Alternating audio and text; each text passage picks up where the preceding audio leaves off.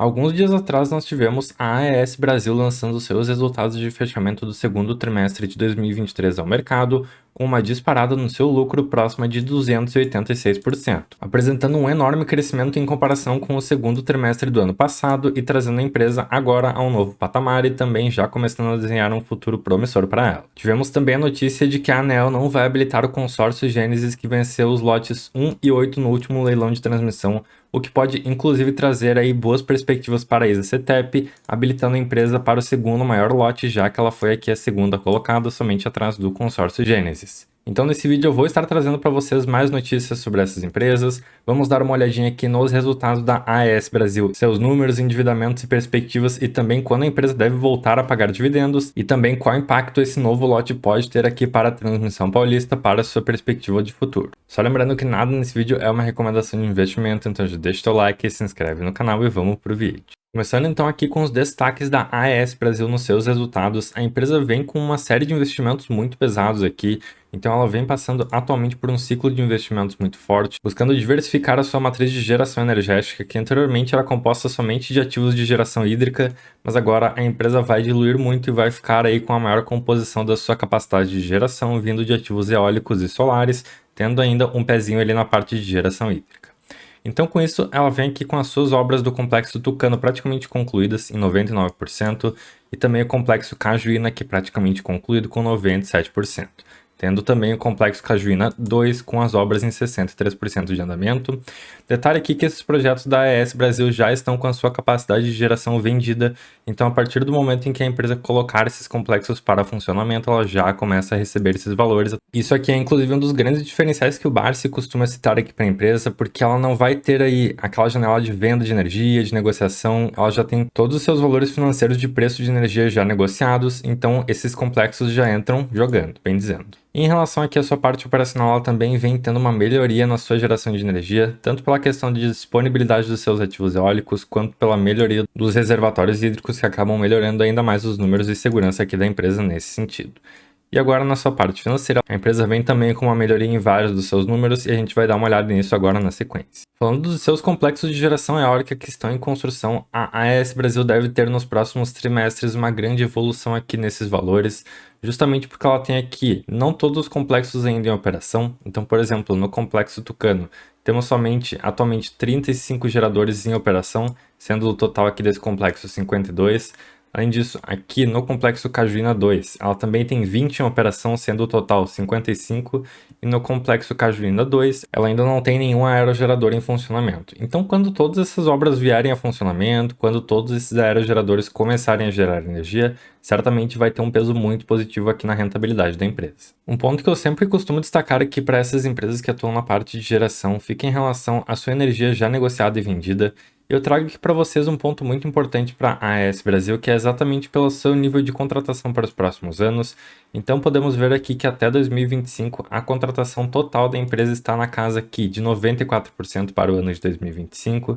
e para os próximos anos também está em valores muito interessantes, em 81% aqui para o ano de 2026 e em 72% para o ano de 2027. Isso acaba trazendo bastante segurança para a empresa, principalmente com a variação do preço da energia aqui no mercado brasileiro. Então, nesse ambiente de contratação livre, nós temos uma variação dos preços. Quando a energia fica mais escassa, o preço acaba subindo. Quando a energia fica menos escassa, o preço da energia acaba caindo. E isso afeta diretamente o resultado dessas empresas, principalmente aquelas que não têm tanta segurança assim nos seus contratos e também não têm tanta previsibilidade, o que não é o caso da AES Brasil. Passando agora para os números da empresa, ela viu um grande aumento na sua margem operacional líquida, que teve aqui um crescimento de 46% frente ao segundo trimestre de 2022, puxado principalmente pela melhoria dos seus ativos hídricos, mas aqui com uma grande participação dos seus ativos eólicos, que foram os principais responsáveis aqui por esse crescimento. E no comparativo do primeiro semestre de 22 com o primeiro semestre de 23, também um bom crescimento na casa de 37%,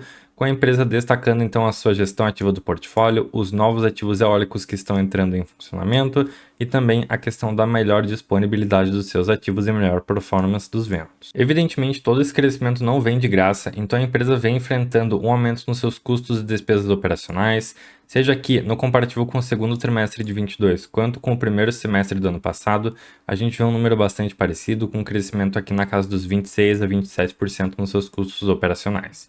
Tudo isso puxado pela questão da correção da inflação, então as empresas vêm aumentando aí os seus custos, vêm aumentando também os seus preços aos serviços oferecidos no mercado. A AES, com esses novos ativos em operação, também precisa aumentar ali o seu pessoal trabalhando, precisa ter mais despesas com pessoal, despesas com materiais, tudo isso acaba puxando um pouquinho, então, a questão aqui dos seus custos para cima. Mas no geral, ainda com esse aumento de custos, o resultado final foi muito bom. A empresa conseguiu trazer o seu EBITDA consolidado a um grande crescimento na casa dos 45% quando comparamos com o segundo trimestre de 22 e também no comparativo do primeiro semestre do ano com o primeiro semestre de 2023, com um crescimento também na casa dos 38%. Então a gente vê aqui essa capacidade de geração de caixa da empresa vindo muito forte. E além disso, o seu lucro líquido também teve um grande aumento. Esse ponto aqui eu destaco que não é tão relevante assim, porque a empresa teve um lucro líquido bem magrinho lá no começo de 2022, na casa dos 9 milhões de reais, que agora ela trouxe aqui para a casa dos 36 milhões. Tudo isso, evidentemente, se deve também aos grandes investimentos que a empresa vem fazendo. Então, atualmente, a gente não deve esperar um lucro líquido tão gordo assim para a AES Brasil. A gente tem que primeiro esperar a empresa fechar os seus investimentos, começar a colocar os seus ativos para funcionar, para então começar a ver eles trazendo aí uma boa renda para ela e também um crescimento no seu lucro líquido. No comparativo aqui do lucro líquido também com o primeiro semestre de 22. Com o primeiro semestre de 23, a gente já vê um crescimento menos expressivo, na casa dos 20%. Então a gente pode lembrar aí que no ano passado a AES Brasil chegou a ter em alguns trimestres prejuízo aqui no seu lucro líquido, e agora ela vem revertendo esses resultados e deve vir com um crescimento no seu lucro líquido para os próximos trimestres, assim que ela vier fechando as suas obras de construção dos seus complexos de geração. E claro que todos esses investimentos não vêm de graça, então a AES Brasil acabou se endividando bastante para colocar essas obras para funcionarem. Ela vem aqui com um endividamento que fica para a AES Brasil na casa dos 5,6 vezes a sua dívida líquida por EBITDA, e quando olhamos aqui para a AES Operações, a sua dívida líquida sobre EBITDA fica na casa dos 3,28 vezes. Então esse endividamento da empresa não é brincadeira, mas conforme ela vier entregando seus projetos, ela deve conseguir reduzir também essa parte do endividamento, trazendo a valores menores. Vale lembrar aqui que o seu cronograma de amortização está para os próximos anos, começando em 2024 em valores mais pesados, então agora em 2023 a empresa não vai ter tanta amortização assim, tantas dívidas para pagar, mas ali a partir de 2024 ela já começa a ter valores maiores. Claro, como ela vai entregar as suas obras provavelmente até o fechamento aqui de 2023, uma boa parte delas, ela vai conseguir pagar as suas dívidas aí com certa tranquilidade, mas vale a pena ficar de olho nisso. E falando sobre os planos de investimentos da AES para os próximos anos, a empresa deve ter um valor bastante grande de investimentos agora para 2023, ficando na casa dos 2,8 bilhões de reais, mas a partir aqui de 2023 ela deve dar uma boa reduzida, tendo um valor próximo de 228 milhões ali para 2024 e vindo reduzindo mais para os próximos anos. Então ela deve focar aqui mais em pagar as suas dívidas e voltar a remunerar os seus acionistas após o ano de 2023. Um ponto interessante é que após o anúncio desses resultados, a AES teve aqui uma grande queda na sua cotação no mercado brasileiro. Então a empresa era negociada aqui bem próxima dos R$ 12 de cotação. Ali no dia 4, após ela anunciar os seus resultados, ela teve uma grande queda aqui, chegando próximo dos 5% de queda e sendo negociada aqui a cerca de R$ 11,40. O ponto principal para toda essa queda é que o consenso do mercado dizia que ela deveria vir com resultados melhores, então boa parte do mercado esperava que um resultado de lucro líquido na casa dos 64 milhões de reais, enquanto a empresa entregou resultados bem aquém desse esperado. Vale lembrar que a AES Brasil era conhecida como antiga AES Tietê, era uma empresa que tinha aí um largo histórico de dividendos, mas após isso ela passou por uma reestruturação, e nesse sentido, ela já foi negociada muito próxima dos R$ 18 aqui de preço de cotação, mas conforme a empresa veio passando por alguns resultados ruins, entrou também nesse ciclo de investimentos, ela acabou tendo uma grande queda na sua cotação, atingindo um valor ali nas suas mínimas próximas de R$ 9. E exatamente por não estar distribuindo dividendos também, muitos investidores ficam com o pé atrás na empresa, não sabem como vai ser aí a sua distribuição e tudo mais. E exatamente nesse momento pode ser uma boa oportunidade para estar de olho nela e avaliar uma entrada, pois quando o mercado está com medo, normalmente se abrem as melhores possibilidades e também oportunidades. Então vale ressaltar aqui que a AES Brasil nos últimos anos pagou dividendos bem magrinhos, em 2021 na casa dos 2%, em 2022 na casa de 1%, provavelmente agora para o ano de 2023 não deve pagar dividendos ou deve pagar um dividendo muito pequenininho também, e ela só deve começar a aumentar essa posição aqui de dividendos pagos lá para o ano de 2024 em diante. Então, para o pessoal que quer se posicionar e gosta da AES, talvez esse seja sim um dos melhores momentos. ela rondando ali aquele valor de 9 a 12 reais já é um preço interessante para a compra, porque a empresa tem sim uma grande capacidade de pagar dividendos após encerrar todos esses investimentos e pagar suas dívidas. Vamos dar uma olhadinha agora na última notícia sobre a ISACETEP ou Transmissão Paulista, onde a ANEEL decidiu não habilitar o consórcio Gênesis pelo seu lote 1 arrematado, o que deve trazer então esse lote provavelmente para a Transmissão Paulista, que foi a segunda colocada ali no leilão. O que aconteceu então é que o consórcio Gênesis deu um lance simplesmente enorme frente às suas concorrentes. A gente pode ver aqui que ela deu um deságio aqui, ou seja, um desconto na receita anual permitida, muito acima da própria Transmissão Paulista, mais de 20% acima de desconto aqui. E a Transmissão Paulista ficou com valores bem mais realistas e também mais próximos aqui dos seus concorrentes.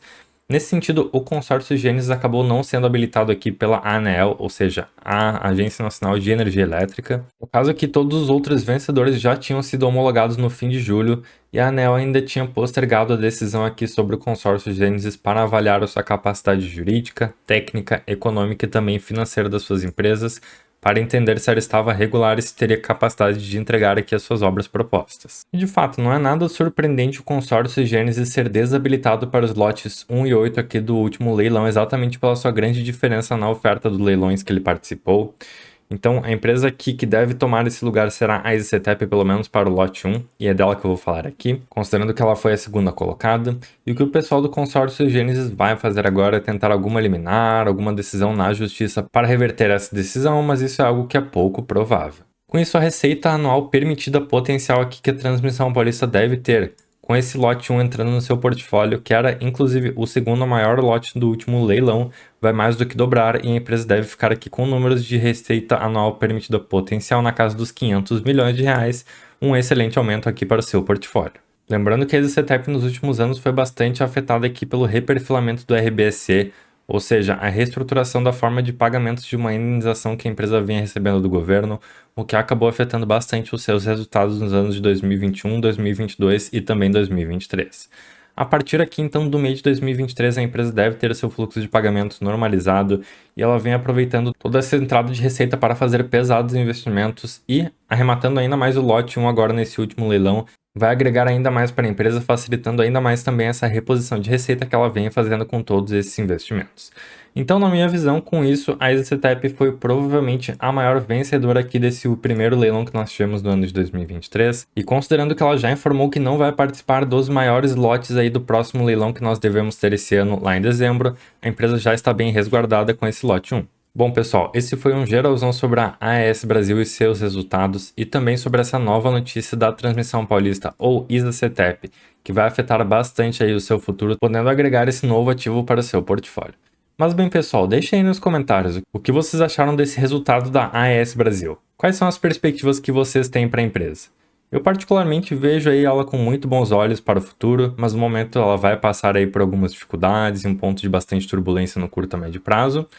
E sobre a Transmissão Paulista, o que vocês acharam da empresa e essa nova notícia e fato relevante para ela que deve agregar ainda mais para a empresa? Na minha opinião, esse ponto aí foi bastante positivo e acaba fortalecendo ainda mais a minha confiança e tese de investimento que eu tenho na empresa.